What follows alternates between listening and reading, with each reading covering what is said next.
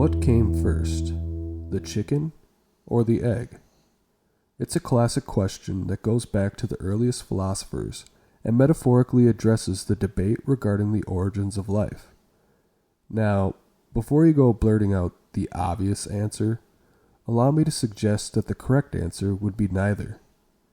The correct answer is that the egg is part of the chicken's DNA, and therefore the chicken and the egg occur simultaneously. Perhaps a better question might be, what came first, the chicken or DNA? At this point, we begin traveling down a rabbit hole, asking metaphorical origin questions where we end up scratching our heads, more or less making assumptions about the origins of matter and the forces of nature. Eventually, we are stuck at the final question, which happens to be the very same question we started with. What are the origins of life or the origins of a life-giving creator? I find the answer to this question is somewhat frightening, yet also can be fulfilling and beautiful. The foundation of these never-ending origin questions is a debate between biogenesis and abiogenesis. For those who aren't familiar with the terms, abiogenesis implies that life spontaneously occurs from inorganic or non-living matter, whereas biogenesis implies that life comes from existing life. A bit of a warning. This is where things become strange and confusing. We are entering into an ontological discussion. What is possible? Possibility is eternal. What is possible exists forever as such. Before and after something is realized, it is always possible regardless of what preceded it, and it will always be possible after it is gone. Take, for example, the moldboard plow. Europeans were using inefficient plows by dragging pieces of metal through the dirt with teams of 8 oxen for over 1,500 years. The Chinese, on the other hand, had discovered that having a particular curve in the plow would greatly increase efficiency, requiring only 1 or 2 oxen. The possibility in this case is a more effective plow.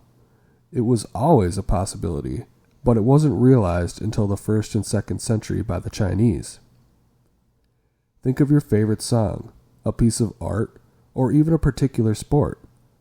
All of these things existed as possibilities before time began, and even if the universe disappeared tomorrow, it wouldn't change their nature as they had existed. With this in mind, we might consider ourselves. Our bodies are patterns that the forces of nature unfold. These patterns were possible before the forces of nature came into existence. We can even suggest that the forces of nature as they are were always possible. Possibility is eternal. I consider this to be discomforting and freaky, that I inhabit an eternal pattern that has always existed. Everything which is real is always possible, and what might be possible might not be realized. This latter point would suggest that a life-giving creator is certainly a possibility, even if we can't perceive or realize it.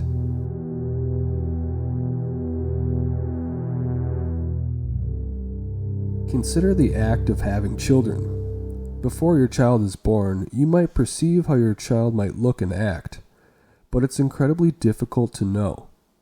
Throughout the history of childbearing, no one could see a definitive image of their child.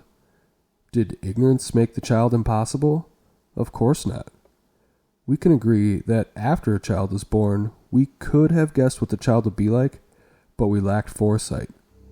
In the same way, just because we can't definitively perceive a creator, doesn't mean that a creator is not possible. There are a couple of things that I'm getting at here. One, that the existence of nothing, which sounds like an oxymoron, has no effect on what is eternally possible. And two, that if we exist now, then it is not only possible, but very likely that something with the ability caused our existence. I'll state again, the entire universe and all force-bearing matter could disappear tomorrow, having no effect on your existence now, or your possibility before and after you're gone. I think we can assume that if there was no universe ever, which also sounds silly, you would still be a possibility. The apparent problem lies not in the absence of matter or space, but in the absence of perception. If there is no universe, matter, or beings, then there is nothing to perceive your eternal possibility, and therefore you can't be realized.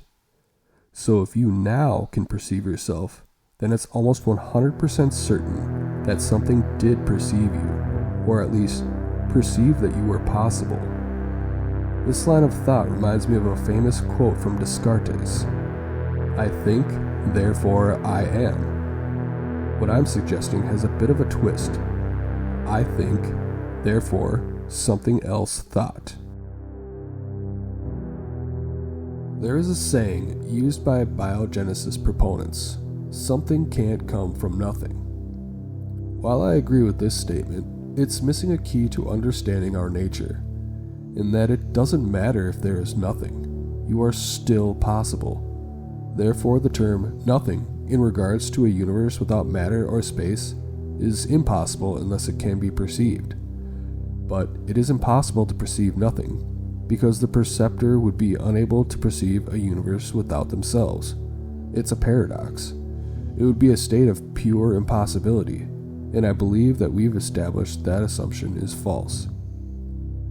On and on we can have this discussion. I think what bothers me most is that if there is no creator, then I can't explain why I'm a realized eternal possibility. It sounds insane to suggest as if I'm some sort of deity, because my possibility is eternal. It sounds mystical, but it's true. There is beauty that can be extracted from all this.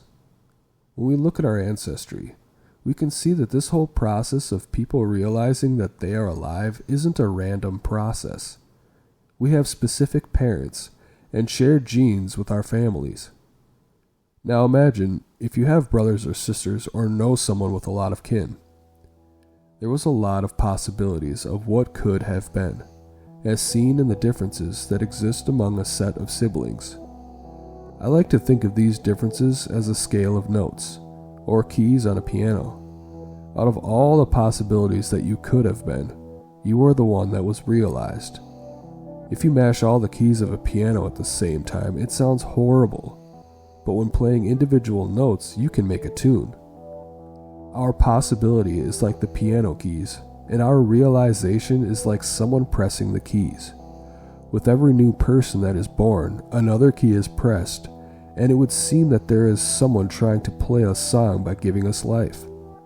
We are part of that song. Your pattern is completely unique, has an eternal quality, and is chosen among an incomprehensible set of possibilities to exist and be alive.